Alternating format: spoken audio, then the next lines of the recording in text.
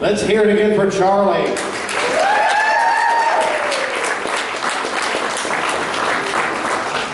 Now, as you guys know, I am Ripper the Clown, and I have a question for you. How many hours of your life have you pissed away in the greeting card aisle searching for a card for that special someone? And by special someone, I mean an asshole. Yes, we all have assholes in our life, wearing it for whom we're forced to buy greeting cards out of obligation. And with assholes, it's always hard and time-consuming to find the right card because none of the loving, caring verses are ever appropriate. And I personally believe that it sucks part of our soul away whenever we're forced to send an untruthful, disingenuous card to someone we freaking hate. That's why Ripper the Clown has created a new specialized line of greeting cards called the Honesty Collection, allowing us to tell assholes exactly what we think of them. Here's one of my favorites. It's a birthday card. Look at the front with those happy little piggy pals. Aren't they cute? Now I'm going to read you the inside verse.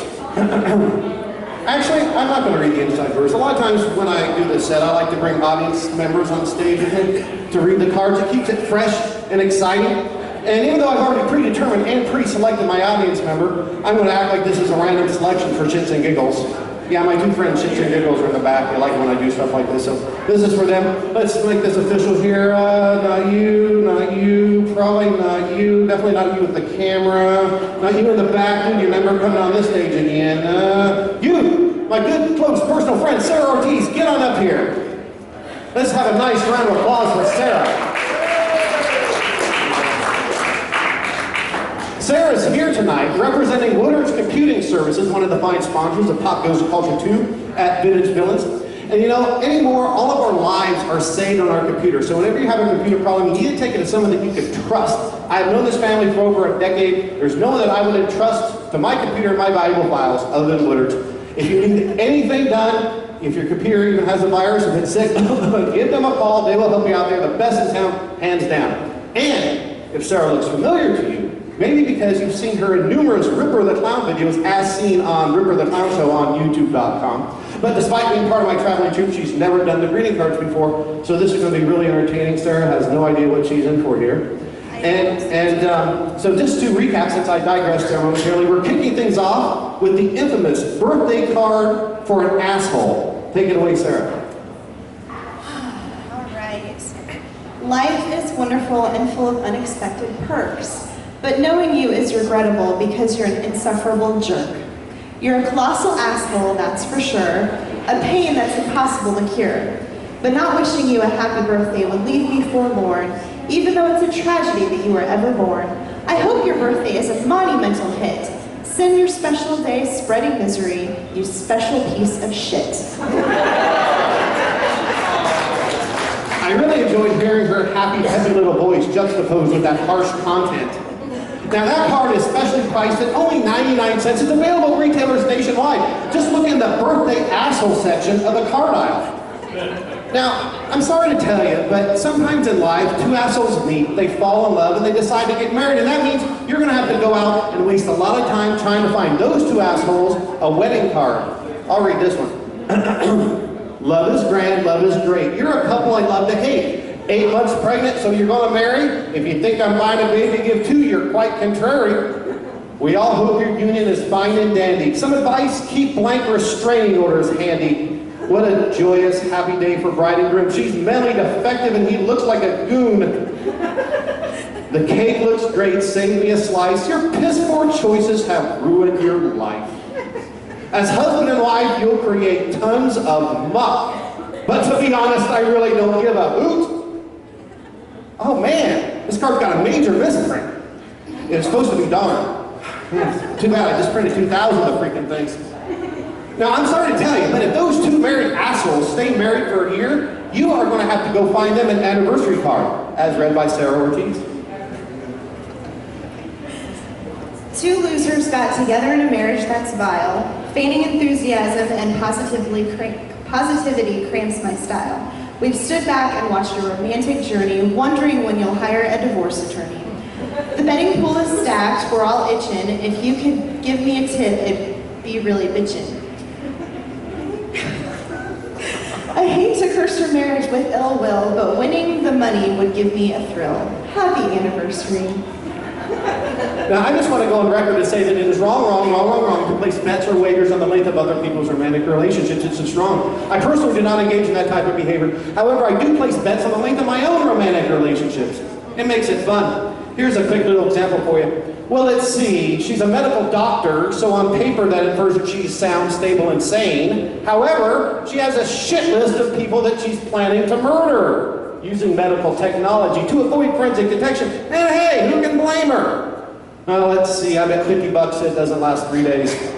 I'm embarrassed and ashamed to say that I actually lost that bet. It actually lasted longer than 3 days. You see, I deliberately prolonged things because I was afraid she was going to try and kill me. True story, man. True freaking story. Whenever I hear about any unsolved murders in the news, I miss her. You know, we've all had incidents in our life where we wanted to approach somebody and talk to them, but we just didn't have the courage to do it. We all have regrets like that. And that's why I decided to incorporate a non-asshole card into the honesty collection. And it's for guys who want to approach a cute girl and ask her on a date, but they just don't have the Roddy Piper coconuts to do it. Now, fellas, you can keep 2 or 3 of these cards in your back pocket at all times. See a cute girl, whip it out, slip it to her, run away. And since you're a chicken shit, the card even tells the girl how you'll be communicating with her in the immediate future. I found you cute, but I didn't speak. I'm normally bold, but your beauty made me weak. I smiled and you smiled back. Damn, you've got a rockin' rack. I felt a spark on a date. I saw you 30 seconds, but I'm pretty sure you're my soulmate. Not hitting on you left me pissed. Please check misconnections on Craigslist. That's the most romantic thing I've ever written. I would do you. And speaking of romance, you guys may be totally unaware of this, but occasionally romantic relationships can result in a baby. And I've personally never understood why ugly people reproduce, but fear not. Because the Honesty Collection even has a birth card for parents with ugly babies. Your genetic material commingled. God damn, what were you thinking? I hope the kid's brain's okay considering all your drug use and drinking. If I said your baby was cute, I'd look like a fool. I guess you probably love it, and that's pretty cool.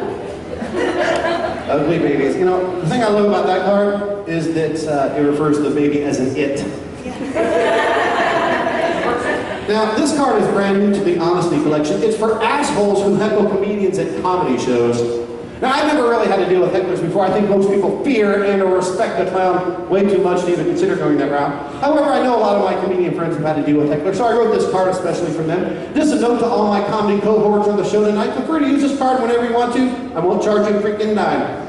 Now, it's only a couple stanzas long, but it's multi-part and kind of complex, so you may need to follow me closely here.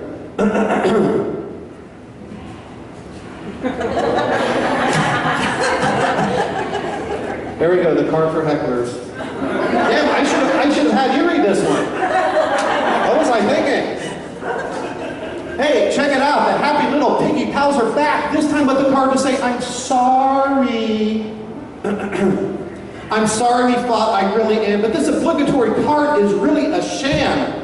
You cause the problems like you did last time, then you act all innocent and talk like a mime. Your borderline personality disorder stinks. You're irrational, disturbed, and paranoid methinks. You fight with everyone, your logic is hazy. To put it simply, you're batshit crazy. Admit your guilt, stop playing the game. I'm tired of wanting peace and accepting blame. I'm sorry, please forgive me. This was actually the very first card that I wrote in the entire Honesty Collection. About 3 years ago, I was giving this card to my ex-girlfriend Bethany about once a week.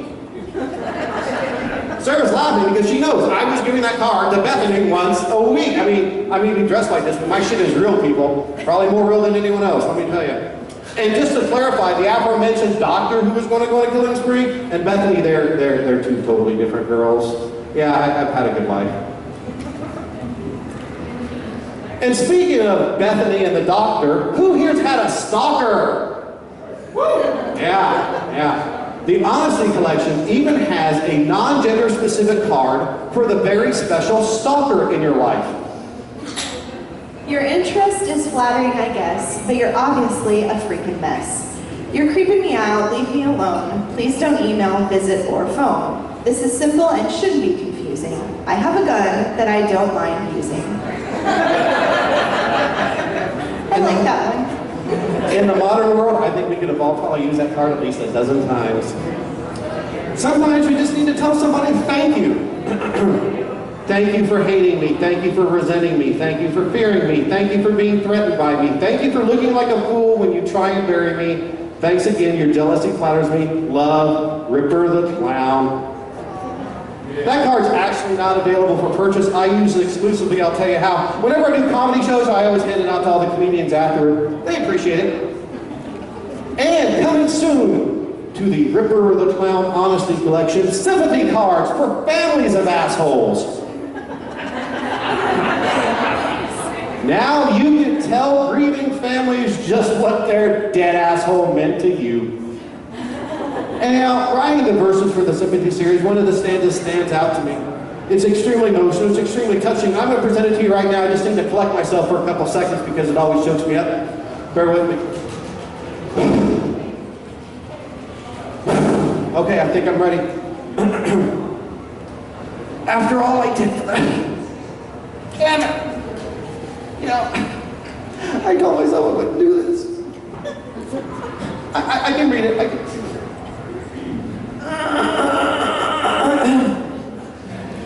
After all I did, I can't. Sarah, please help me. Help me, please.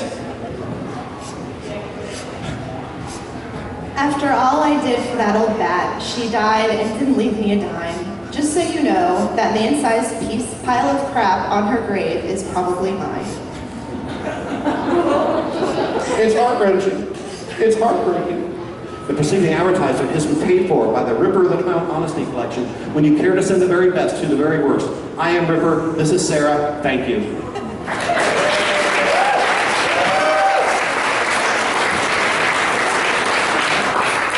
And because I'm so choked up, I need to go out and back and have a good cry. And I'm going to bring up Jim Big Jake for just he's going to play a couple songs for you, but I just need to gather my composure here. So get on up here, Jake. Take control for a minute.